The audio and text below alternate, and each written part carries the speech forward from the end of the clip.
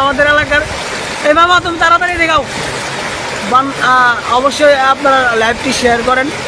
দেখেন মানুষ বন্যায় ভেসে যাচ্ছে, মানুষ ঘরবাড়ি গবাদি পশু সব মিলে আমরা অনেক বিপদগ্রস্ত। এবং আমি বর্তমান নালিতাবাড়ি উপজেলার চেল্লাখালী নদীর বর্তমান পরিস্থিতি খুবই ভয়াবহ।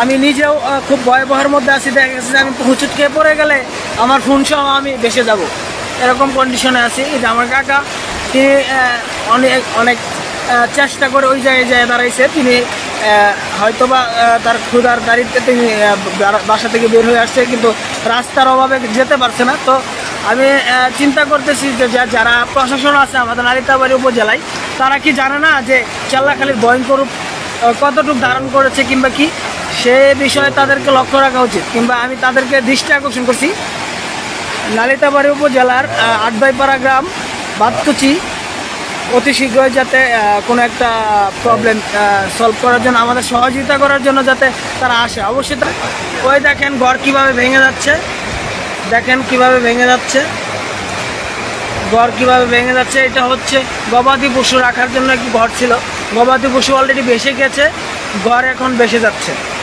আমরা মানুষও একটু বড় ভেসে যাব।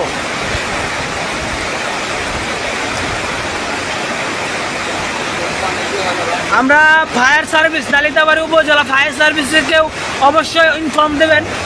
বাতকুচি আটবাইপাড়া গ্রামে যেন তারা এসে হেল্প করে, মানুষের পাশে দাঁড়ায়, মা বোনদের পাশে দাঁড়ায়, আমাদের মতো অসহায় মানুষের পাশে দাঁড়ায়। বর্তমান আমরা অসহায়, বর্তমান আমরা সুনামগঞ্জ হাওর এলাকাবাসীর চেয়ে বেশি ডেঞ্জারাস অবস্থায় আছি। সুনামগঞ্জ হাওরের চেয়ে বেশি খারাপ কন্ডিশনের মধ্যে অবস্থান করতেছি।